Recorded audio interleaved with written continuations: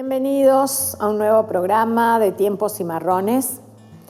Hemos dejado atrás el programa sobre la Junta de Mayo y los inicios de la Revolución en el Río de la Plata.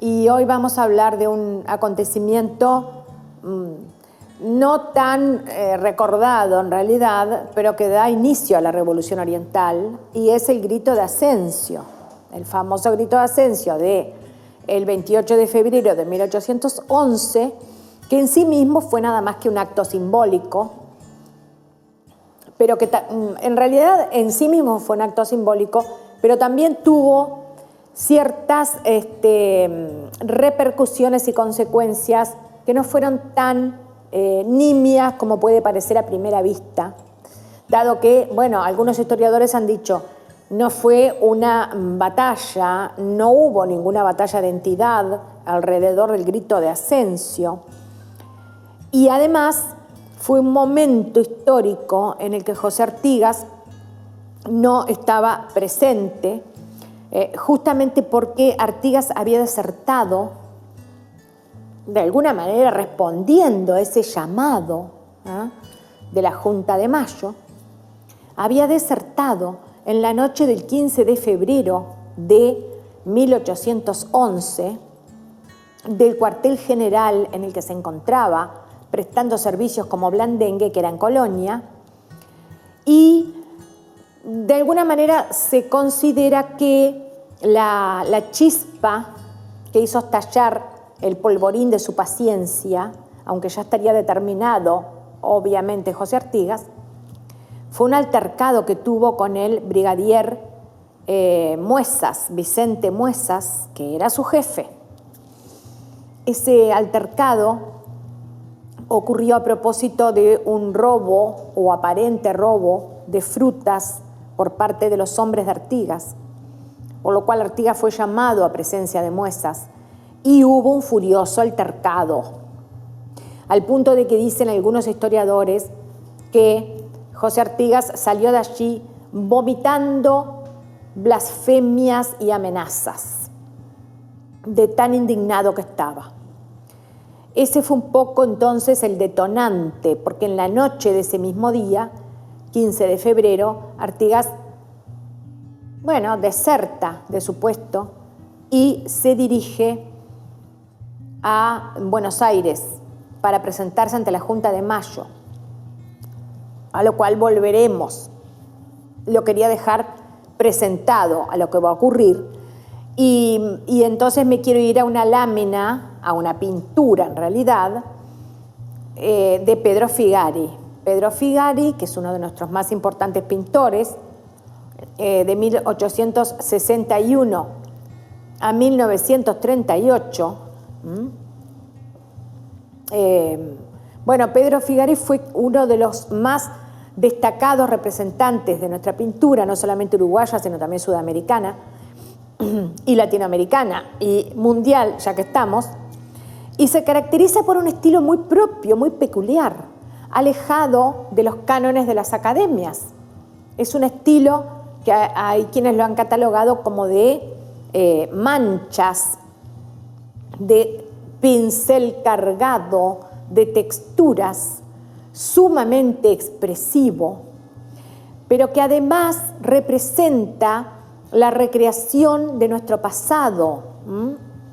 Figari es un pintor que pinta recuerdos, pinta memorias, pinta acontecimientos históricos, pero no se documenta para hacerlo, los pinta como él imagina que ocurrieron, a diferencia de Blanes, que se documentaba minuciosamente e investigaba inclusive hasta las armas que se utilizarían en ese momento y que podrían o no aparecer en ese cuadro, como es el caso que ya veremos del juramento de los 33 orientales, pintado por Blanes. Figari no, Figari es un pintor de alguna manera de sentimientos, es un pintor que pretende rescatar el ser nacional a través de imágenes, si se quiere, mucho más apartadas, como decía, de los cánones. ¿Y qué es lo que vemos aquí? Vemos un momento, si se quiere, sereno. Es el momento de la marcha de los patriotas que se van a encontrar a orillas del arroyo Ascencio. Es en verano. Acá estamos viendo, bueno, hombres que acuden, entre ellos hay por lo menos gauchos y criollos, como metáforas de ese ser nacional que recién empezaría a cuajarse. Y podemos apreciar que toda la escena de la pintura irradia una especie de expectación, un momento preparatorio, una energía que aún no se ha resuelto en estallido. Vamos a ver otra pintura para contextualizar el grito de Ascencio. Esta vez es una pintura de Carlos María Herrera, otro talentoso pintor nacional que vivió de 1875 a 1914. Al contrario de la pintura de Figari que vimos anteriormente, esta para empezar es muy grande, ¿no? Es un óleo que mide 3 por 2 metros, titulado La Mañana de Ascencio. Y lo que estamos viendo es ya el estallido precisamente. Primero vimos el rumbo de los patriotas hacia hacia la asonada y ahora vemos el estallido. Vemos una luz sonrosada porque lo que quiso crear Carlos María Herrera fue un amanecer, que alegóricamente es también el amanecer de la patria. Y podemos observar a 3 jinetes que se destacan en primera fila. Uno de ellos viene al centro, es el que grita. Justamente aquí Carlos María Herrera está encarnando un grito. El que grita es un gaucho de cabello castaño, con un pañuelo celeste atado al cuello, una chaqueta y un pantalón azul oscuro, aparentemente, y saluda al cielo con el sombrero en alto. Y le acompañan un indio semidesnudo echado sobre el cuello de su caballo, que lo contempla y que, si ustedes se fijan, lo acompaña en el grito. Y otro del otro lado, un gaucho que va volcado también sobre el cuello de su caballo. Se dan cuenta que son imágenes muy resolutivas, muy sugerentes. Y va empuñando en la mano derecha una lanza tacuara, que es precisamente otro de los símbolos de la Revolución Oriental, como veremos cuando analicemos la composición de sus integrantes, de sus protagonistas, como también de sus armas. Y como decimos, es una obra muy distinta de la de Figari, y a mí me encanta poder ejemplarizar a través de estas pinturas la manera de ver la historia, la manera de ver los acontecimientos de cada uno de ellos. Pero, ¿qué es el grito de Ascencio en definitiva? Vamos a empezar hablando de otra memoria sobre el grito de Ascencio. Como lo recordó el propio José Artigas, que no participó de este grito, pero que sin duda se sintió conmocionado, emocionado en todas sus fibras al conocer el hecho. Y bueno, vamos a ver que en un oficio del 7 de diciembre de 1811, dirigido a las autoridades de la Junta Paraguaya, Artigas tendrá ocasión de recordar ese acontecimiento de esta manera. Un gran puñado de orientales, cansados ya de humillaciones, había decretado su libertad en la villa de Mercedes. Y la primera voz de los vecinos orientales que llegó a Buenos Aires fue acompañada de la victoria del 28 de febrero de 1811, día memorable que había señalado la Providencia para sellar los primeros pasos de la libertad en este territorio y que no podrá recordarse sin emoción cualquiera sea nuestra suerte. Eso dice José Artigas recordando. Él le llama la victoria del 28 de febrero. Y ustedes se podrán preguntar, ¿pero victoria sobre qué? ¿Sobre quiénes? No hay una victoria de armas porque no hubo una batalla.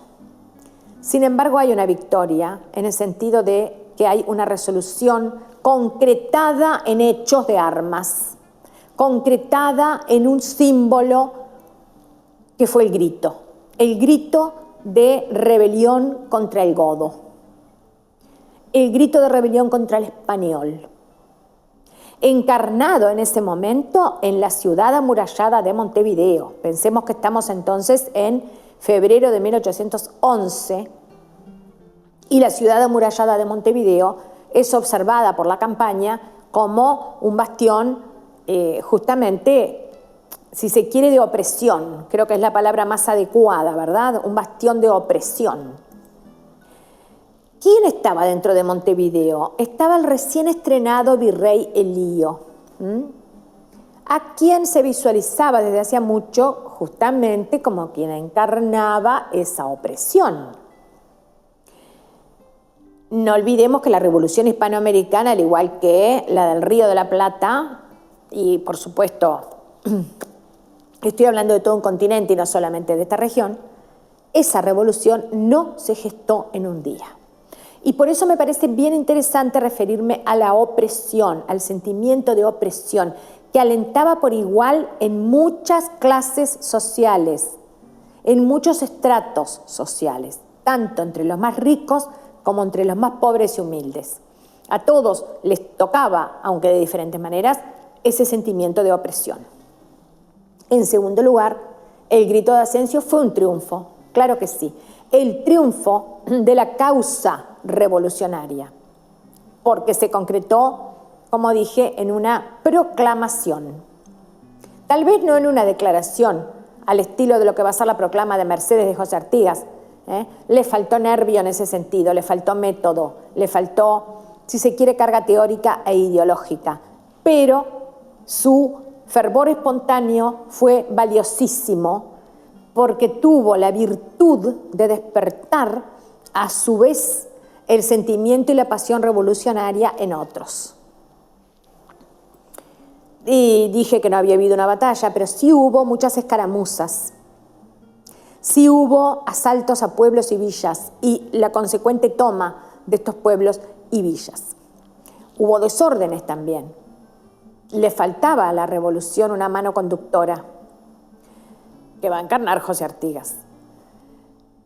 Pero lo importante es que se concretó y, como decía, ¿quiénes fueron sus líderes, sus dirigentes? Sobresalen dos nombres: Pedro Viera y Venancio Benavides. Vamos a hablar un poquito de ambos y contextualicemos entonces en qué lugar concretamente ocurrió todo esto.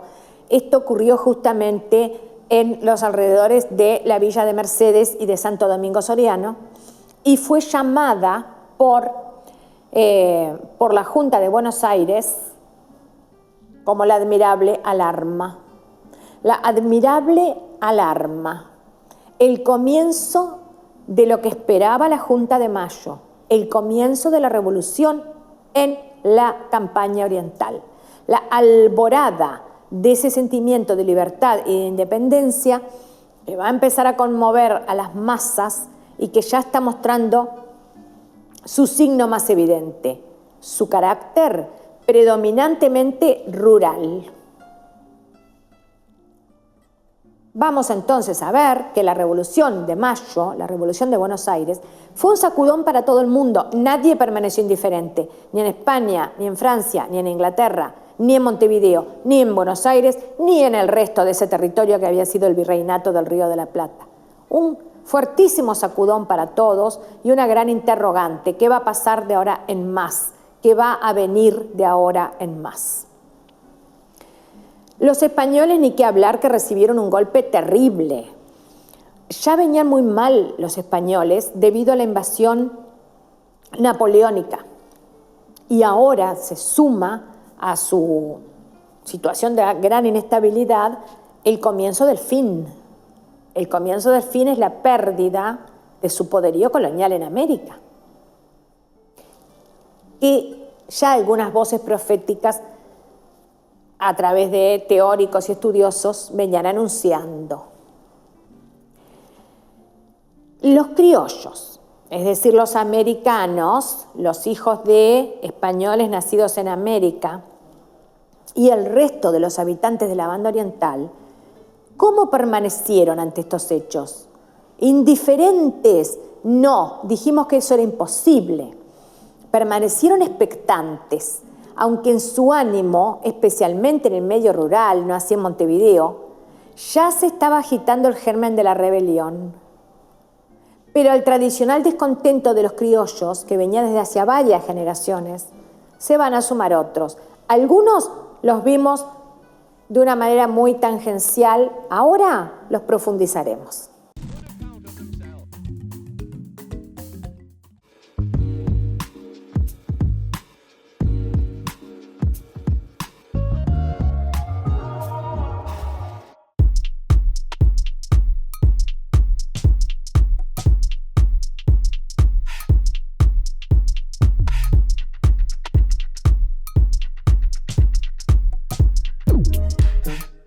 Hola, ¿qué tal? Soy el sapo de Titerías. No se pierdan el sábado sale Titerías por Esdrújula TV.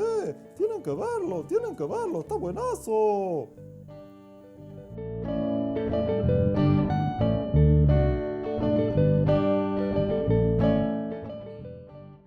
Vuelen a cedro sus manos. Carpintería en maderas Herc. Placares de cocina y dormitorios, muebles de diseño y restauración. Trabajos garantidos, responsabilidad y puntualidad. Comuníquese al 095-465-880. Carpintero, lindo oficio. Carpintería Herc. Carpintero, lindo oficio, ¿quién no lo quiere aprender?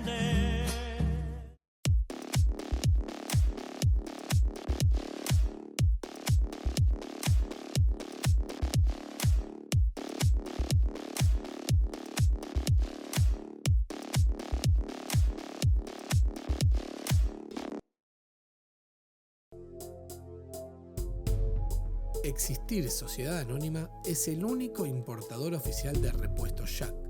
Trabaja tranquilo con repuestos originales y visítanos en nuestra nueva planta de la Ruta 1, kilómetro 28500.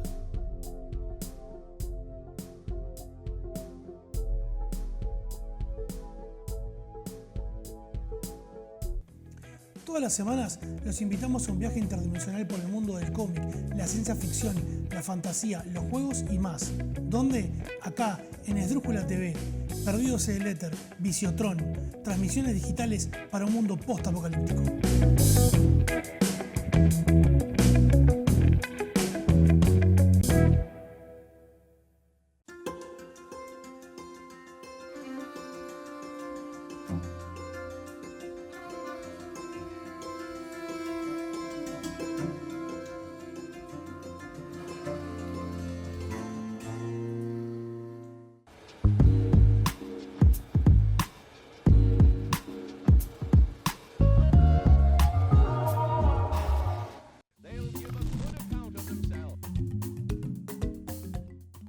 Hay otros pintores uruguayos, no solo Carlos María Herrera y Pedro Figari, que recrearon esta memorable jornada del Grito de Ascencio. Uno de ellos fue Diógenes Equet, otro pintor costumbrista que por suerte para nosotros nos dejó muy buenas pinturas y, por qué no, testimonios históricos que recrean ciertos hechos de nuestro proceso, digamos, independentista. Aquí estamos viendo entonces uno de los gritos de Ascencio. Pero volviendo a febrero, a ese febrero quemante, a ese febrero dramático, cargado de acontecimientos alarmantes, un mes antes del grito de Ascencio, había retornado de España Francisco Javier de Lío, quien conocemos porque había sido gobernador de Montevideo, y llega portando bajo su brazo el flamante título de virrey. Desde ese momento Elío, que tenía un carácter muy fuerte, pero un poco tal vez necio, ya lo veremos, le costaba cambiar de opinión, le costaba adaptarse a las circunstancias, aun cuando las circunstancias podían perjudicarlo. Elío, como decíamos, llega a Montevideo e inicia los preparativos para declarar la guerra a la Junta de Mayo de Buenos Aires, lo que hizo el 12 de febrero. Fíjense ustedes, 12 de febrero Elío le declara la guerra a la Junta de Mayo. 15 de febrero, 3 días después, José Artigas deserta de su puesto como blandengue en Colonia. Por eso decimos que los acontecimientos se precipitan en cascada. Habíamos dicho ya anteriormente en otro programa que Elío, para poder llevar verdaderamente la guerra, necesitaba dinero y por lo tanto recurrió a una serie de medidas fiscales que cayeron muy mal, que le generaron una gran antipatía y que si había algún indeciso, al tocarle el bolsillo a ese indeciso, como lo hizo, lo único que logró fue inclinarlo a la causa revolucionaria. Elío puso impuestos a las importaciones de cuero, de tabaco, puso un control férreo al contrabando, mucho más férreo que nunca en la historia de la banda oriental. Reclamó la regularización de los títulos de propiedad, como dijimos anteriormente, bajo expresa amenaza de que, en caso de no regularizarse, serían desalojados los ocupantes. Bueno, en fin, todo muy antipático, ni que hablar de las amenazas que lanzó contra los supuestos revolucionarios de la campaña, que si no se avenían a razones, a una sola palabra de él iban a caer 3.000 portugueses sobre nuestro territorio. Amenaza que también va a cumplir. Mientras tanto, los perjuicios al comercio derivados de estas medidas de Elío fueron terribles y afectaron a hacendados, comerciantes, barraqueros y navieros en su actividad mercantil. Actividad que, imagínense lo golpeada que venía siendo por la situación de crisis, por las invasiones inglesas, por el desacomodo que esto ocasionó, por las actuaciones posteriores de los virreyes, por la invasión napoleónica a España, etc. Y todavía el lío la complica un poco más. Y a esto se sumaron, como si fuera poco, impuestos al clero, a los empleados públicos, a los propietarios, a los artesanos, a los comerciantes, no solo de la campaña, sino de Montevideo, y el uso de la fuerza para coaccionar a los pueblos a reconocer la autoridad del flamante virrey Elío. Bueno, las coacciones y las deserciones vinieron de la mano, como dijimos. Pensemos que Elío el 12 de febrero le declara la guerra a la Junta y que el 15, como también dijimos, Artigas deserta e inicia su viaje, un largo viaje que le llevó unas 3 semanas a caballo hacia Buenos Aires. Pero yo quería irme ahora de nuevo al Grito de Ascencio y a sus 2 dirigentes, que la verdad es que no han pasado a la historia, salvo, bueno, sus nombres, Pedro Viera y Venancio Benavides, y realmente no pasaron a la historia porque tampoco tuvieron una gran fortuna en sus trayectorias vitales. El primero de ellos, Pedro Viera, bueno, se le llamaba Perico el bailarín entre los paisanos por su gran afición al baile, y este Perico el bailarín era un hombre con cierta experiencia militar.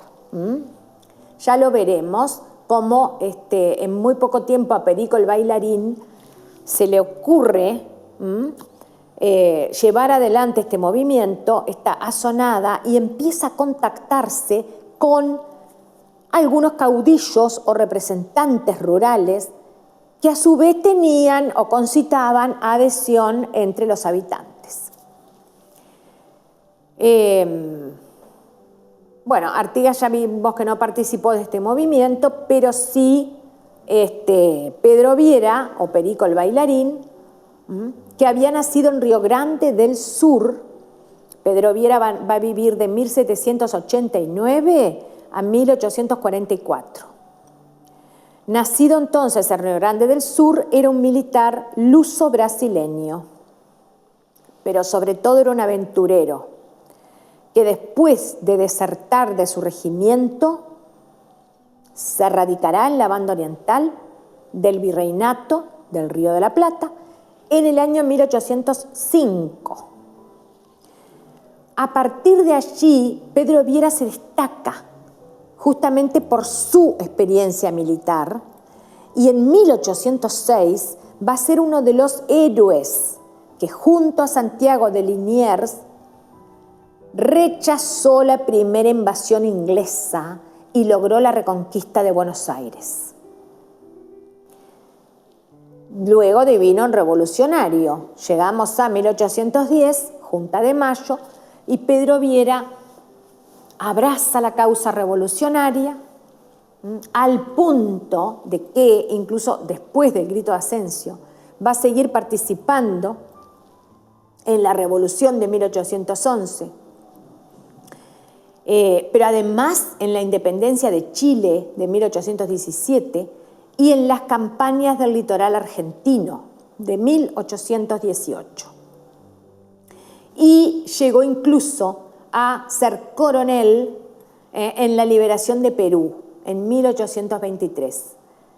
Pensemos entonces en la personalidad y en el carácter de este hombre, que de alguna manera abrazó una causa que no era la suya propia, dado que él era un militar de origen portugués, pero que rápidamente se sintió consustanciado, se sintió identificado con esa causa. Tuvo un final bastante peculiar, después de haber tenido esa vida de peligros y de aventuras. Se instala años después, se instala en su tierra de Río Grande del Sur, en Piratini, y estando en misa junto a su esposa, se desploma en la iglesia. Fue en 1844 y Pedro Viera tenía 55 años. Veamos ahora quién era Venancio Benavides. Venancio Benavides, al contrario que Pedro Viera, era oriental.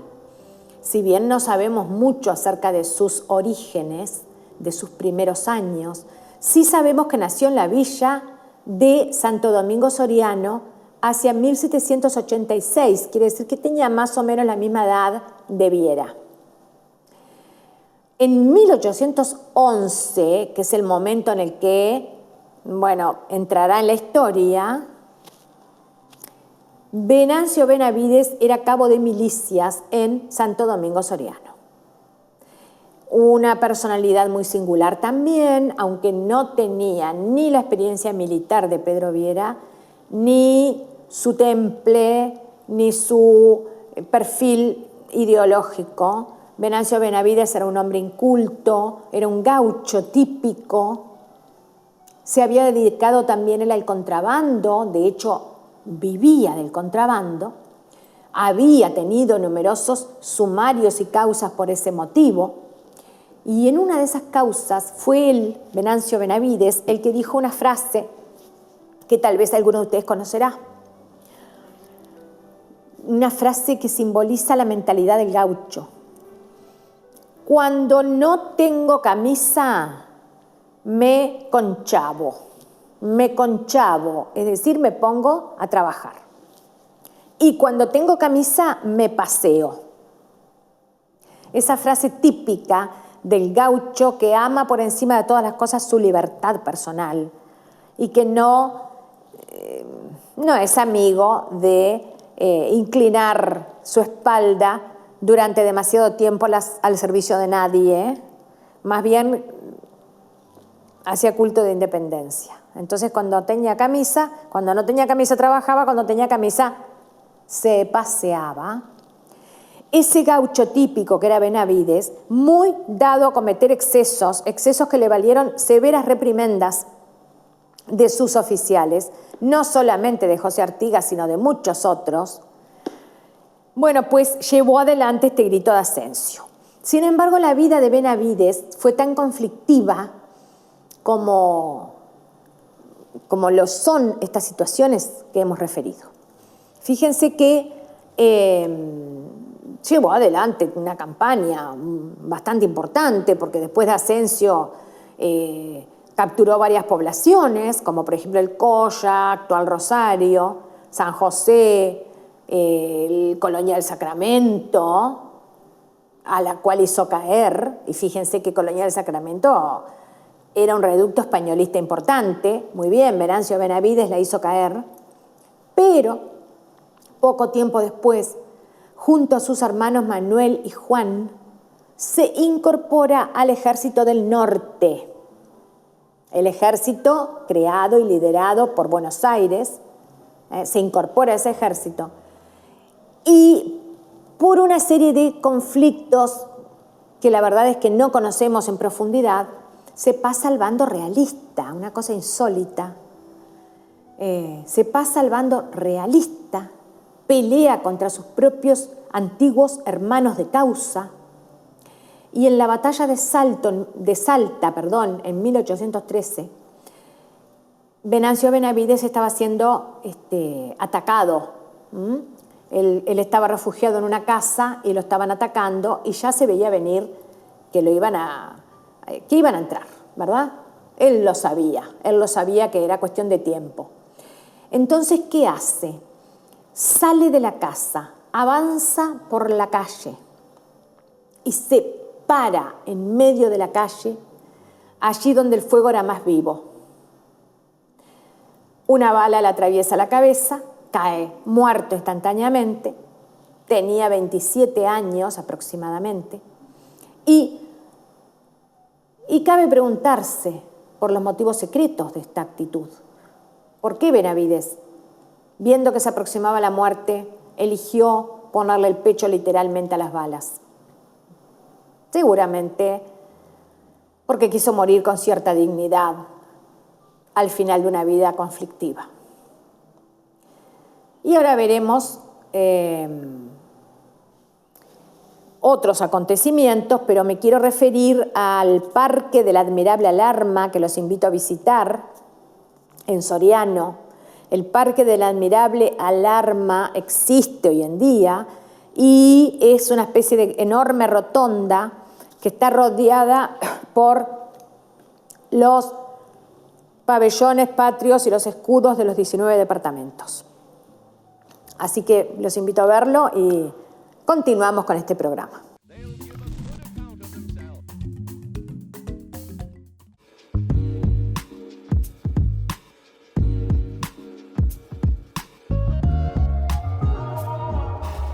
Vuelen a cedro sus manos. Carpintería en maderas Herc.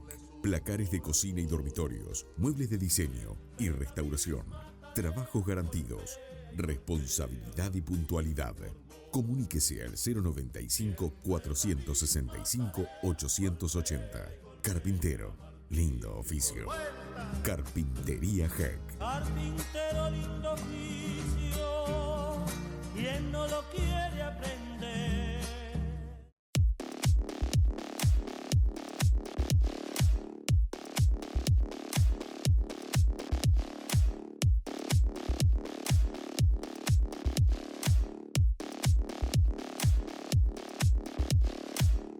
Este viernes y todos los viernes acompáñanos en Legítima Defensa, un programa que llegó para mostrarte otra cara de la realidad, algo que no vas a ver en los canales de la televisión convencional.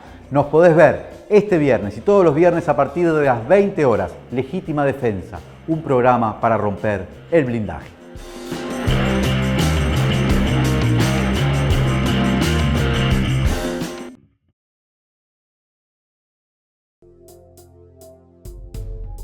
Existir Sociedad Anónima es el único importador oficial de repuestos Jack. Trabaja tranquilo con repuestos originales y visítanos en nuestra nueva planta de la Ruta 1, kilómetro 28500.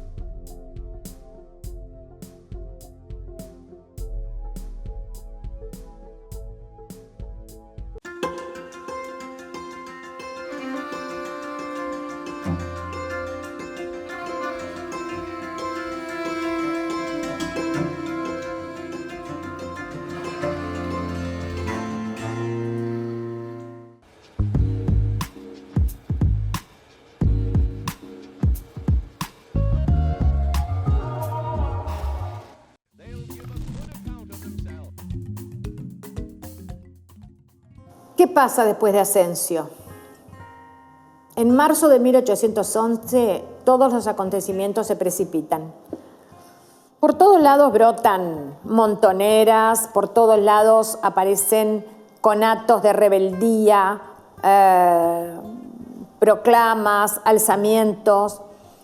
Se llegan a reunir en cuestión de una semana más de 2000 insurrectos, como les llamaba Elío, que miraba los acontecimientos, como dije antes, con una enorme indignación.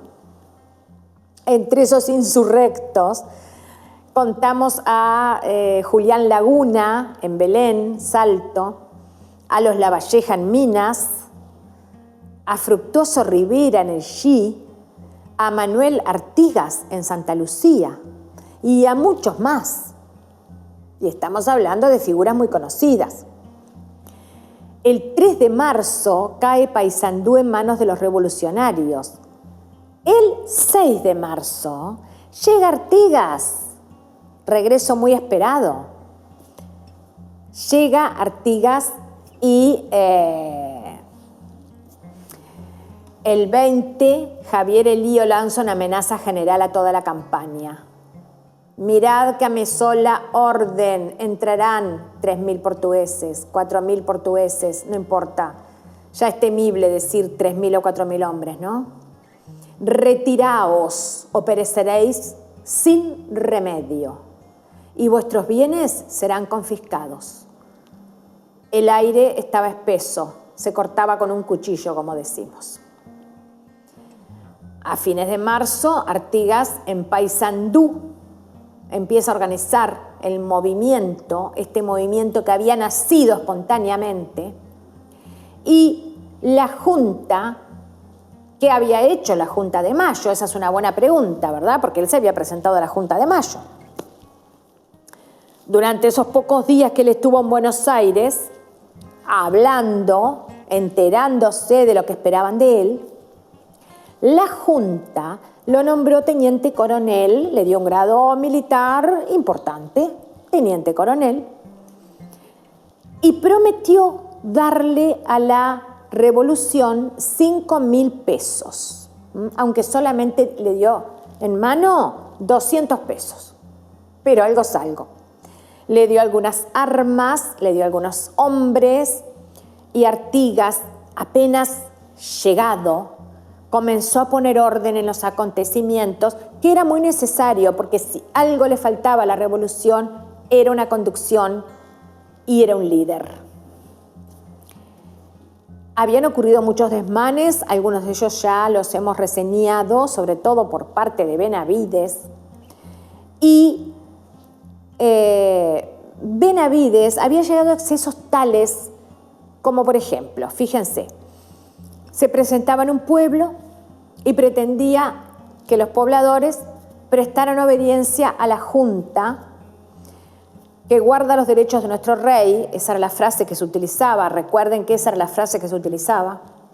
Obediencia a la Junta que guarda los derechos de nuestro rey, o pereceréis de inmediato. La frase de Benavides era: entraré pasando a cuchillo a todos los que se opongan. Y les daba un plazo para decidirse. Y ese plazo era de 5 minutos. Mientras tanto, en abril, en marzo ya hemos visto muy por arriba, imagínense lo que habrá sido la historia viva que se nos escapa, en abril nos vamos a ver enfrentados a otro acontecimiento mucho más relevante. Este sí, es un acontecimiento estructural que hace a la organización, que hace al alma del movimiento. Y va a ser la proclama de Mercedes, de la que ya nos vamos a ocupar. Quiere decir entonces que en abril es cuando verdaderamente comienza la ofensiva revolucionaria. Los rebeldes van ocupando territorios. Por ejemplo, bueno, ya vimos algunos de ellos, vimos incluso cómo ocuparon Colonia del Sacramento, que era verdaderamente un territorio importantísimo. Ocupan, bueno, Paysandú, por supuesto, San José, Coya, muchísimas otras villas y además Florida. Y Artigas instala su cuartel general en Mercedes. Y desde allí, desde Mercedes, lanzará su primera proclama, que analizaremos en otro programa. Proclama importantísima, proclama que no deberíamos desconocer como uruguayos.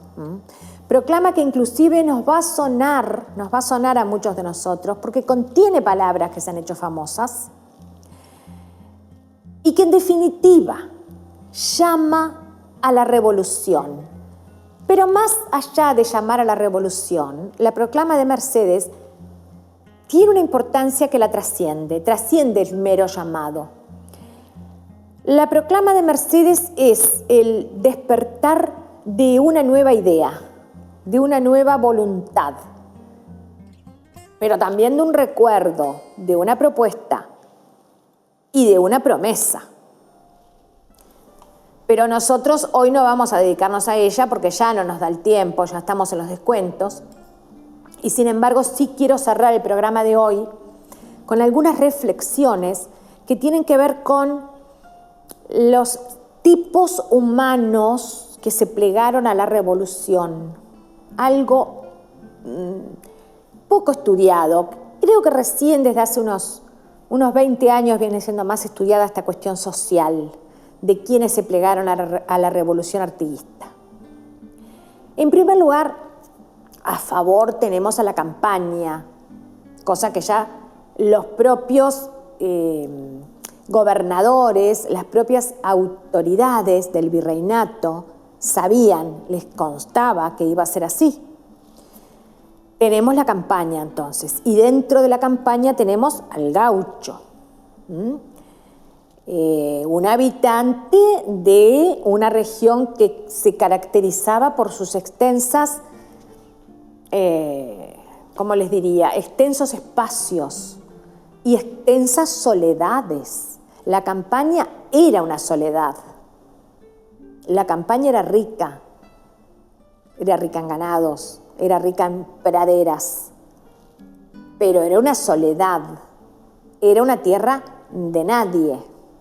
La campaña era una zona, una región que había sido objeto de muchos estudios ya por parte de diferentes personalidades, tanto autoridades como particulares, que había dado lugar a una cosa que se llamó el arreglo de los campos, es decir, una serie de memorándums, de informes, una serie de planes, proyectos, precisamente para ir poniendo algún orden en la campaña, a efectos de, bueno, de que fuera más fructífera y más controlable. Y en esa campaña campeaba el gaucho. Y el gaucho era rebelde, y los rebeldes suelen adherirse a revoluciones. Y todo esto, como dije, lo sabía muy bien España. Había, por otra parte, en el gaucho, además de un sentimiento de libertad y de autonomía muy acendrados, un sentimiento de rechazo y de odio a lo que consideraba, como dijimos hace un rato, su opresor. Y el opresor era, por sobre todas las cosas, el godo. El godo, el extranjero, el español, el que no era como ellos, el que representaba una amenaza para su modo de vida y su libertad, y el que representaba una amenaza para su propia subsistencia, sea cual fuere esa subsistencia. Los gauchos eran difíciles de identificar, eran difíciles de perseguir, eran incontrolables. Los gauchos eran los hombres sueltos de la pradera, así se los definía. También eran conocidos por los hombres solos. ¿Qué quiero decir cuando digo hombres solos? Y bueno, gente que no tenía vínculos familiares estables o por lo menos conocidos. No tenía, por cierto, vínculos legales. En general, las familias en la campaña no contraían matrimonio, entre otros motivos porque no había ni iglesias ni curas en donde hacerlo. Y también el gaucho era un ser sin domicilio fijo. Por todas esas razones era difícil de rastrear. ¿De dónde provenía? Bueno, sobre el gaucho sí se han hecho muchos estudios en nuestro país y también en Argentina. El gaucho era multiétnico, era una mezcla de indio y de español, eran seres errantes, pero a la vez eran dueños del mundo, de su mundo. Se ha considerado que la palabra gaucho puede provenir de guacho, es decir, huérfano, desamparado, que no tiene ni padre ni madre que velen por él, o que no los ha tenido en el pasado. Y también del francés gauche, que se entiende como lo torcido, lo descarriado, incluso lo desertor. ¿Cómo era el aspecto del gaucho? También ha sido muy estudiado. El propio Charles Darwin lo estudió, conoció gauchos, los observó de primera mano, dejó escritos sobre su carácter y su indumentaria. Su aspecto era fiero, su aspecto era altivo, desapacible, imponían respeto, eran corteses, esto lo dice Darwin, en una pulpería eran capaces de esperar a que su invitado alzara el vaso y tomara el primer trago para luego ellos hacer lo mismo.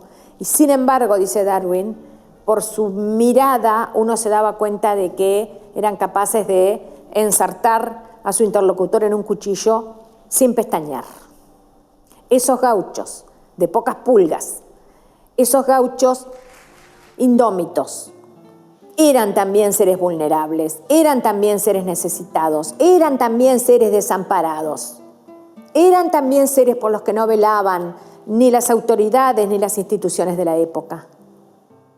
José Artigas veló por ellos, José Artigas los conoció, supo escucharlos, supo dolerse de sus necesidades.